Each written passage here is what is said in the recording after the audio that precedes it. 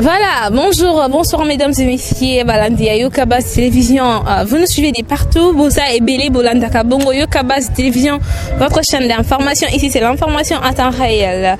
Avec votre émission, la politique de l'air qui a toujours été présentée par moi-même, Davina Kabedi Kapala, votre humble servante pour vous servir. Ici, tu es la Abinoba, information réelle et puis fiable. Et on te a décortiquer, on te analyser, on te passer le point de vue, tu es ici c'est la liberté d'expression, aux libres et on peut sa point de vue ici aux libres et on peut sa point de vue donc ici chez nous c'est la liberté d'expression donc aux libres on peut sa point de vue on a condamné à Zate parce que dans la République démocratique du Congo a plus place ou a plus liberté d'expression et régner donc aux libres on peut sa point de vue analyse par rapport à ce qui se passe dans le pays.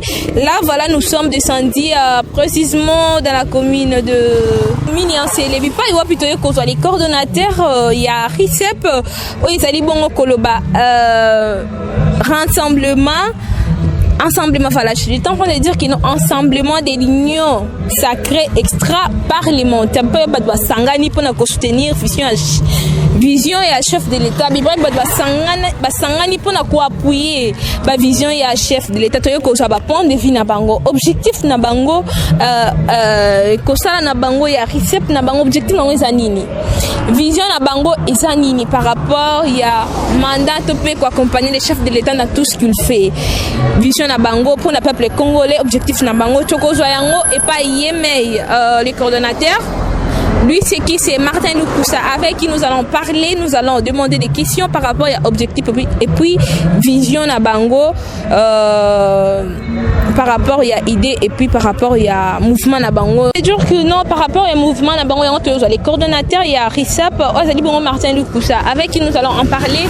Il y a objectif na bango, vision na bango et zanini, après ça biso objectif, vision par rapport au peuple congolais, soutien zanini et puis avantage zanini par rapport et voilà suivez-nous avec Martin Lukusa, c'est à bientôt et puis on se retrouve juste après, merci. Voilà, je suis avec les coordonnateurs de RICEP, Martin Lukusa, Obongo Touré Borsolana, et tu peux tourner ma question bref sur ce qui concerne RICEP, ils allaient bon rassemblement de l'union sacrée extra parlementaire. Bonjour président ou coordonnateur. Merci, bonjour maman. Comment vous allez?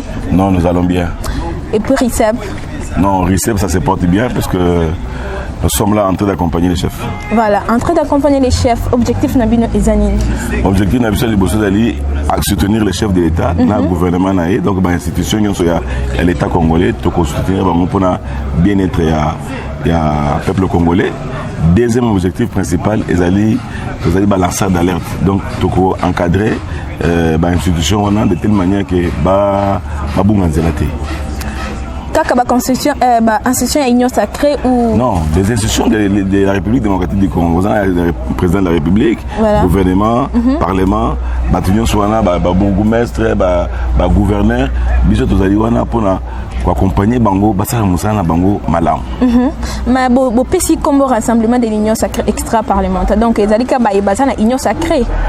Union sacrée, ça veut dire bateau bandimi qui accompagner chef de l'État. Voilà. Alors comme depuis bandeli bazaika na parlement, bamusu bazana gouvernement, tout le monde que la population so obiso totikalisima. Donc croiser ma côté. Il faut accompagner mon conseiller bisera otozali. Ozala maçon, ozala barman, ozala docteur, ozala osala musala nyonso yosalaka.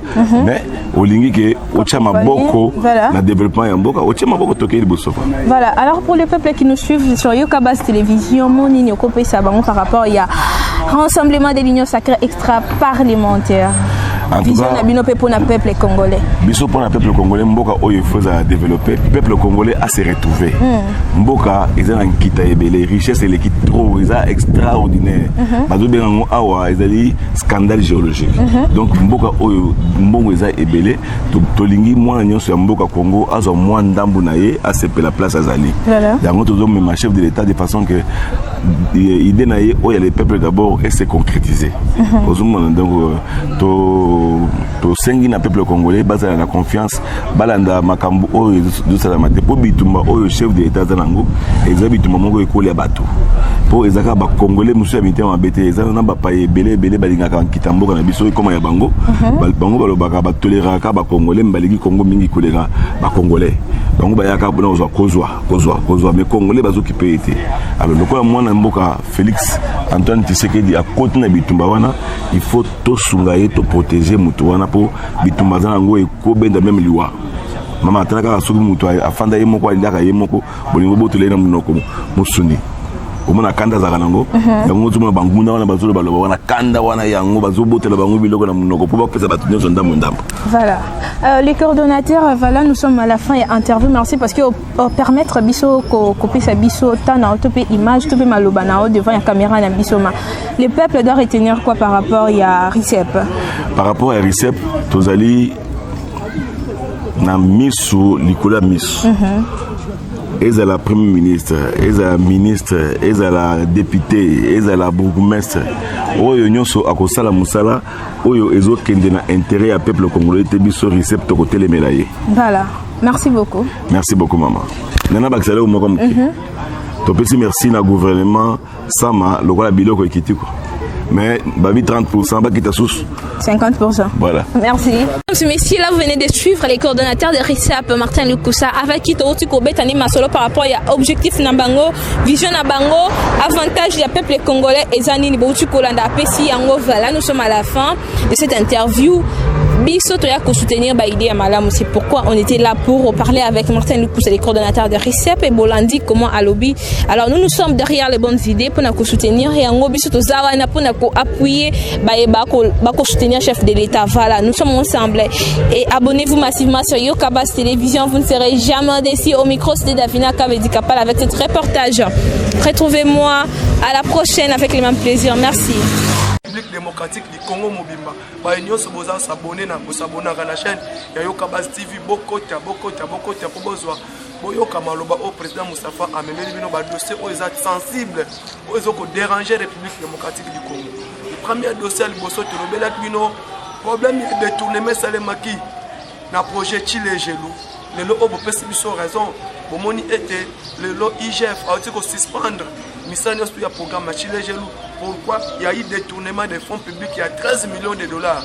Na kati wana ko epesa maki na OVD na Foner pour balande la misala oyo na kati ya ba maître d'ouvrage na yango mais lelo oyo mbongo nyonso tout ko ebimaki pona ko sala misala ya projet Chile Gelou mbongo wana eza détourné mbongo wana ba eyibami détourné te mais ba yibi yango na kati ya OVD na kati ya Foner na kati ya ba agence congolaise de grands travaux yango te ozo kobelela à tout moment. Justice et la mouka et la batu onyo surtout baza sensible ya o ba détourner mbongo wana po misolo wana ezonga na trésor public po ba bandela misala ndenge ebungani misala eposa na libuso à part wana to kolobela sous dossier o ezali ete ya ba carte visa er to lobela ki problème que non batu wana bazana ba carte liée au trésor donc esika nyo surtout azali na carte visa na azoko bimisa $50,000 par mois chaque temps linga bimisa mbongo ko bimisa ndenge elingi lelo o batu bapesa ki biso babenga biso ba aventurer boko sakabino IDPS kaka boye aujourd'hui où en sommes nous avant Kikabin Karoubi yewana akimi ake Angola akimi na boatu alali likolo bache bakaze likolo et puis amelina ba masanga ya batu 100 ki apesa mbongo bomoni yango ndenge katsa na boatu pona kokende na Angola mawa mingi vraiment. Quand on dit tout moment que non, les gens qui travaillent avec Kabila sont des gens qui ont pillé toute la République démocratique du Congo pour mon qui ont aventure. Qui Kayabin Karoubi, Yewana Akimi avec pour un problème il y a carte visa. Pourquoi justice interpellée et l'andélé na dossier hôtelier à carte visa. Il y a un autre frontières il y a RDC et ça vraiment passoire.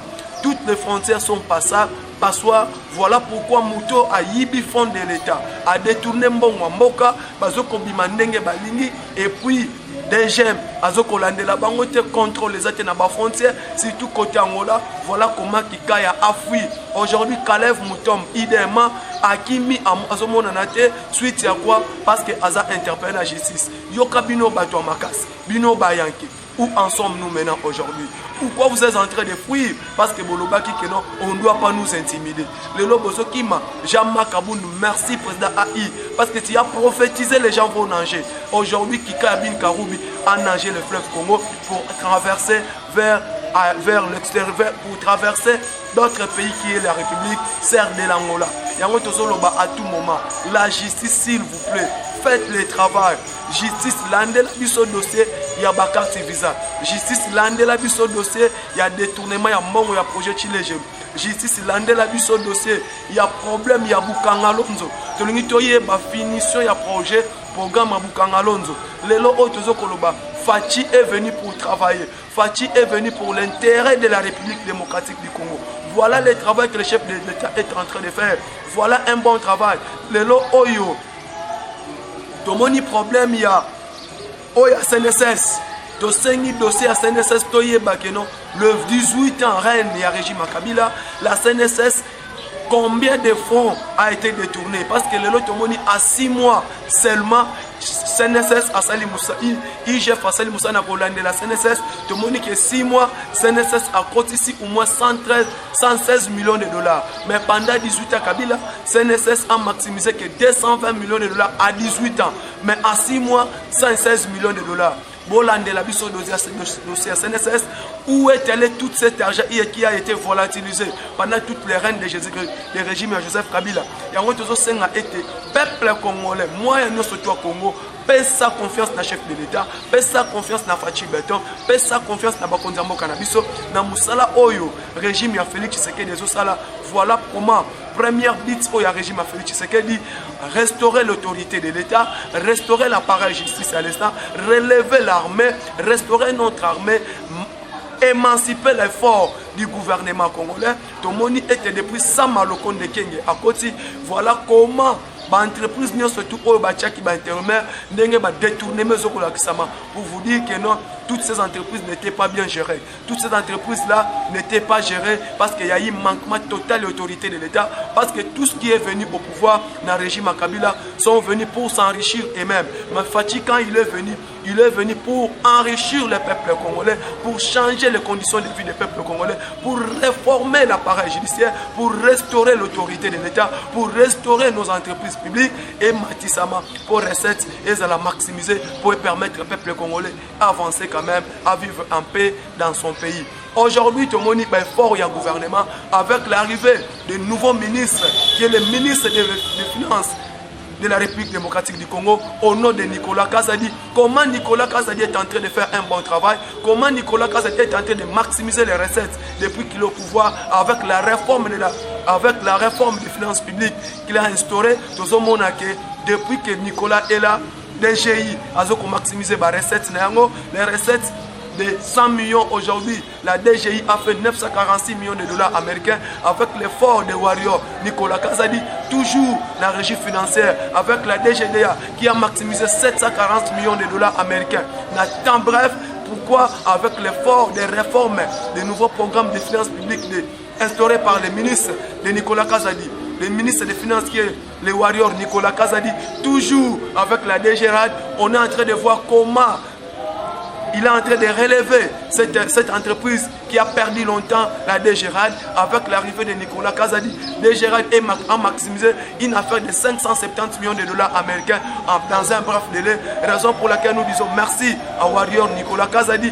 Merci, continuez vraiment à relever nos entreprises parce que les rôles c'est un ministère, il y a finance, il y a quoi, il y a Congo la mise sur l'entreprise publique et d'autres entreprises de l'État. S'il y a eu recettes faites dans ces entreprises-là. Merci beaucoup, M. Nicolas Kazadi. Que toutes les entreprises œuvrent dans le secteur à mine pour que ligne de bonne conduite pour relever l'entreprise, pour relever finance publique, pour relever finance publique dans l'entreprise, surtout à l'État. Merci sans plus tarder, toujours là. Nous disons merci encore à Maître Nager Jama Kaboun, na Moussala Ozo Kosala, na ensemble, na poste na premier vice-président de l'Assemblée nationale à Ville Kinshasa, na ndenge olobaki que la ville de Kinshasa n'est pas gouvernée, tolobaki yango que Ville Kinshasa ezoko manquer autorité de l'État. Parce que le on a quatre Ville Kinshasa, tout le monde fait tout ce qu'il veut parce qu'il y a manque d'autorité de l'État, des marchés fictifs par-ci par-là, des poubelles partout par-là. Yango tolobi était félicitations Warrior, félicitations la maître nageur Jean-Marc Kaboun, na ndenge olobela ki biso que les gens vont nager, na ndenge olobeli ngobila que autorité de l'État na ville province à Kinshasa ezate, yango biso to zawana toujours pour nous soutenir aux actions na yo, pour nous soutenir aux actions du gouvernement, pour nous soutenir aux actions du chef de l'État, na musala malamu kwa zo kosala, to pesi merci encore na la dame d'affaires, l'unique dame au Aza gouverneur. Il y a province à là-bas, dans Moussala, Ozosala, parce que tu es en train de construire des bonnes routes, tu as relié la province de Okatanga à la province de Lualaba, tu as réuni des provinces de Lualaba à la province de Tanganyika dans des bonnes routes, des routes vraiment modernes, des routes de très bonnes conditions, très bonne qualité. Merci Maman Fifi Maswaku, merci dans des bons travail fait, merci de tout ce que tu es en train de faire pour l'avancement de notre province de Lualaba. Merci beaucoup de tout ce que tu fais pour faire relier toutes les provinces et merci encore pour relancer secteur énergie et électrique la province de Lualaba. Merci beaucoup parce que ce n'est que toi, l'unique et le seul gouverneur au peuple congolais, a fait sa confiance et Zayo avec monsieur encore gouverneur Okatanga Kiabula. Okatanga Kiabula Katwe na Moussala Oboyosala na ba province na bino wana vraiment toujours soutenir bino vraiment nous sommes de cœur avec vous. Merci pour tout ce que vous faites. Merci na ndongo zoko pesa confiance na ba ndinga na biso nyonso tout o ba panzi sango ya ba communicateur ya IDPS o ya Maki Kordo Jise Mwamba o ya Mbi Kordo Eric et tout consort là. Merci ba Moussala Malamu to pesi yo merci to pesi yo confiance ozoko zo toujours confiance ya biso peuple kinois parce que nous est loin mais toujours mon Moussala Ozosala. Merci na ba konzi soit parti. Merci na secrétaire général Augustin Kabouya na Moussala Malam Ozosala kati ya parti na biso. Merci beaucoup na ba membre nyonso gouvernement Samalokonde commença par Tony Mwaba merci na secteur ya EPST to mona ba réalisation na yo. Merci na secteur toujours EPST o tuko pesa ba retraite na ba obazalaki ba enseignant oba to pas perdre qui confiance mais tu as relevé, tu les as donné de confiance, tu les as donné les retraites, frais de sortie, indemnité de sortie dans le secteur il y a EPST wana kuna vraiment nous vous soutenons. On a confiance dans la Bissonio surtout. On a confiance à base. On a confiance à peuple congolais. Secteur EPST.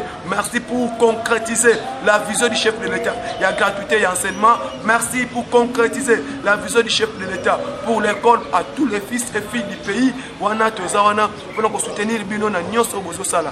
Ba nyonso tout bozo pesa biso confiance. Bo continuer pesa biso confiance. Na musala otoro sala. Toko tika binote. Ba boza libanda mboka. Bo benga biso toujours.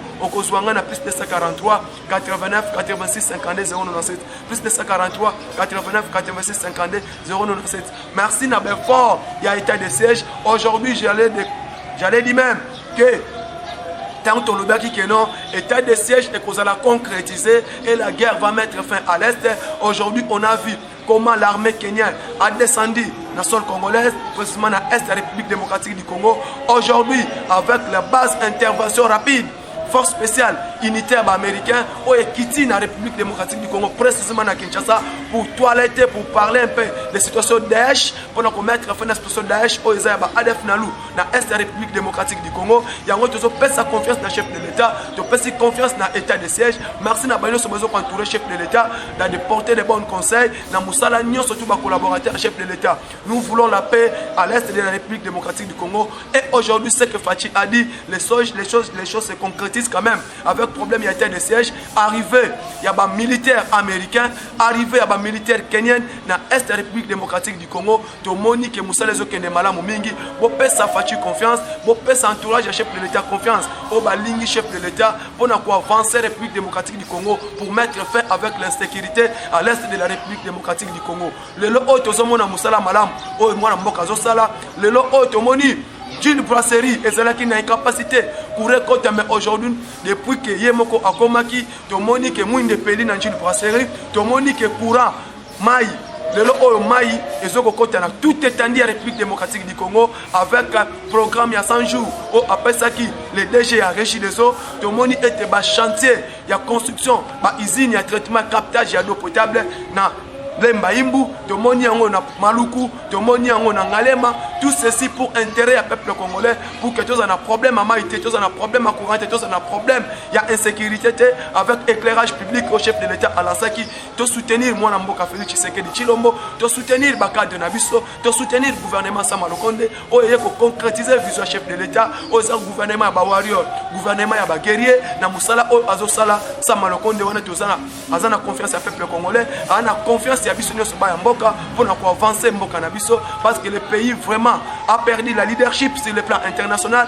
depuis l'arrivée du chef de l'État que Fachi est au pouvoir de moniquer tout le monde, tous les pays, pays relation avec la République démocratique du Congo, Moutounion surtout a envisagé à travailler dans le chef de l'État, à travailler dans le président de l'Union africaine, à travailler dans le gouvernement. Il y a ça Malokonde pour que parce que c'est un gouvernement l'unique et le seul gouvernement au peuple a sa confiance. Il y a un autre lobby était l'Union surtout au Bolingi, Mboka Nabiso, l'Union surtout au Bozapona, intérêt à peuple congolais, pour continuer à sa confiance, pour continuer à s'abonner dans la chaîne et puis à tout moment.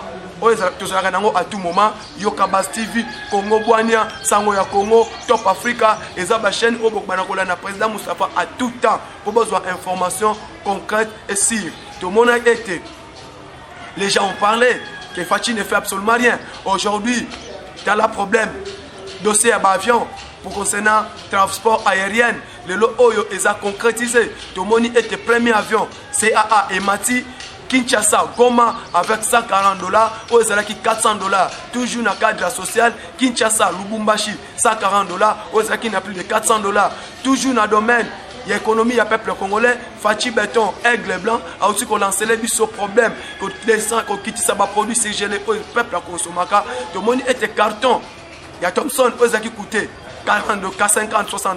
Aujourd'hui, maintenant, avec moins de $20, peuple congolais a besoin de moyens pour provision dans Katenda Kunae. Ozalaki Bakwis avec plus de $40, mais le lot avec $15, Moutounion Sozoko Sombayango. Toujours dans le domaine économique, tout le monde est chef de l'État qui travaille maintenant pour faire descendre les produits à première nécessité. Otobengi, Soukali, semoule, farine de maïs, tout le monde est maintenant sensible au Somba Biloko Achanandaku parce que tous les prix là maintenant sont rebâtis à la baisse.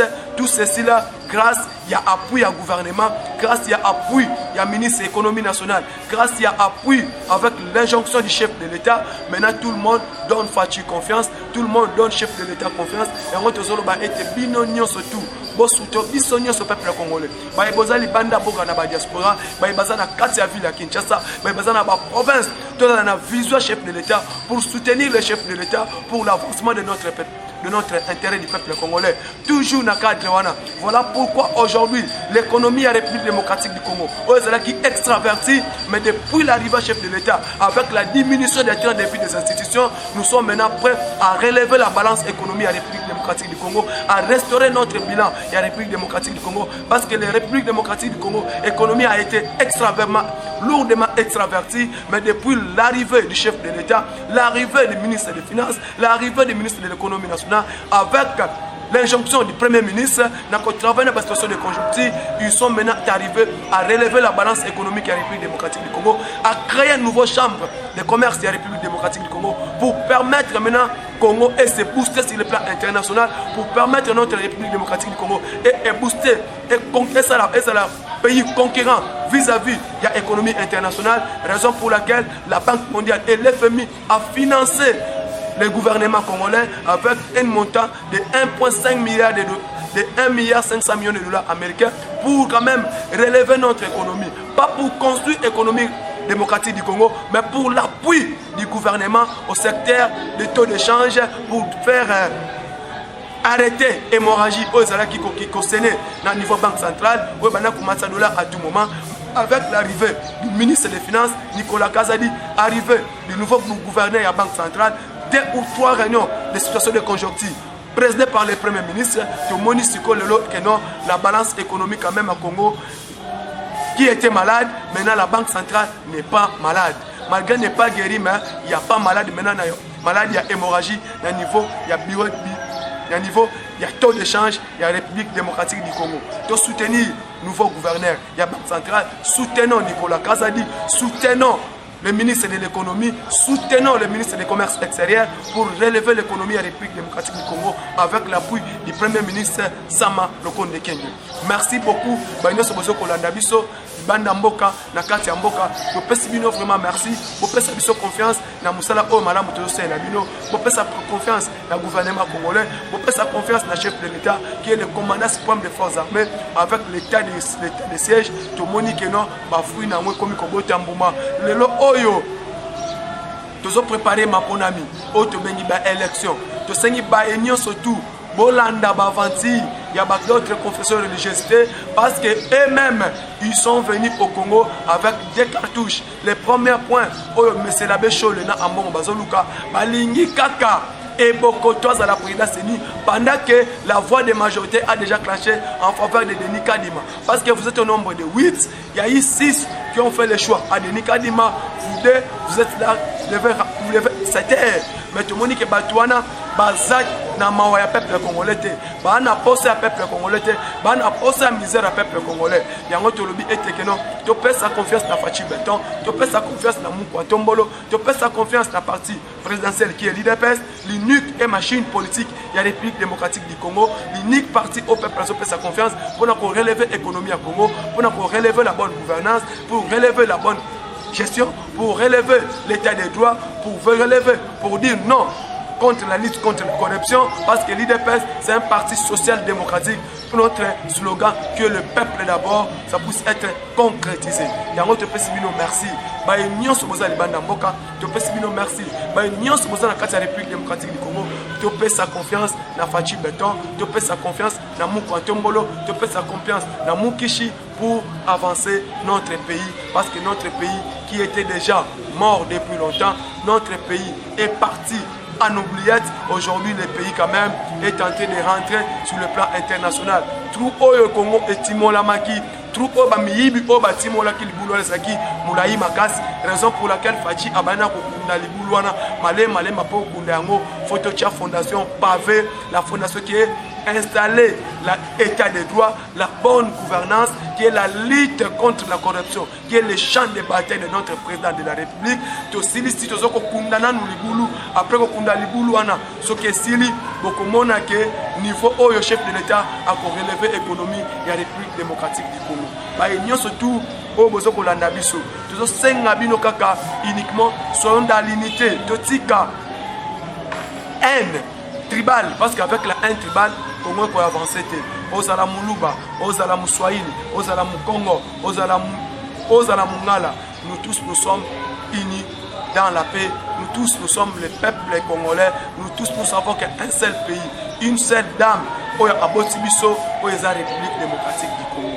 Totika tribalisme, totika vraiment tribalisme, parce qu'avec le tribalisme, le pays est avancé à rater. Tu pèses sa confiance dans le chef de l'État, tu pèses sa confiance dans le gouvernement Sama Lokonde, l'unique et le seul moyen Oyo, Torobimisa Mboka, Libulu, Oyo Touti, pour passer. Yango Tozolo ba été, Tozawana, na esprit ya Mukishi, na esprit ya Etienne Tshisekedi, école au Atang Sakibiso, nous les communicateurs de l'IDPS, nous serons toujours là pour soutenir notre parti, pour soutenir notre pays, pour soutenir le gouvernement Sama Lokonde, Onamboka et Bimana Libulu au Ezali. Parce que Libulu Oyo, Tomoni Lelo, Baï Obalobaki, on ne peut pas nous intimider. Où sont-ils maintenant aujourd'hui? Baï Obalobaki, c'est Kabila qui dirige. Où ils sont où maintenant? Baï Obalobaki, que non. Après 6 mois, Kabila va rentrer au pouvoir. Tolobi Lelo Tozawapi. Où est maintenant Kabila? Kabila est dans nos oubliettes. Tolobi était Tobangate.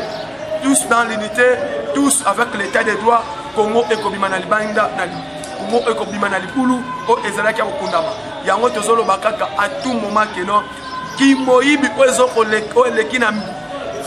le directeur général à CNSS doit être arrêté parce que ces dames-là a pillé la République démocratique du Congo, a pillé la Caisse nationale de sécurité sociale que nous appelons la CNSS.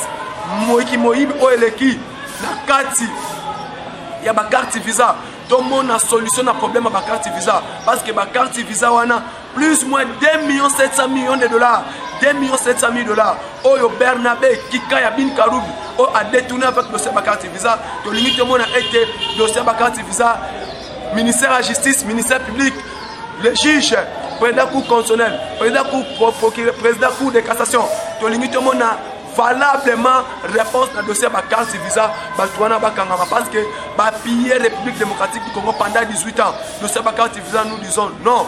Tout le monde a été interpellé dans le dossier qu'il puisse être arrêté. À part détournement, il y a Covid-19. Tout le monde a solution à dossier. À part na 4 PST. Le détournement est tellement trop. Tout le monde a solution à dossier à PST. C'est 90 directions fictives. Tout le monde a été moussala et ça les mamakasi. Batuana surtout bakanga mabakende prison. Et puis rééquipe bazongisa. Mbongo oba pillé. La République démocratique du Congo ils ont un trésor public. Yango na lobby été. To silisa dossier à carte visa. To silisa dossier à CNSS. To trouver solution quand il y a maramboana nyo surtout. To rozangate pour faire sa confiance dans l'appareil justice, l'appareil judiciaire de la République démocratique du Congo. To faire sa bino confiance mingi. Bolanda biso kaka toujours na ba chaîne oyo. To koyeba été nengenini. Tu peux trouver solution à tout temps. Au Boko Benga Biso, on a plus de 143 89 86 52 097. Plus de 143 89 86 52 097. Je vous remercie.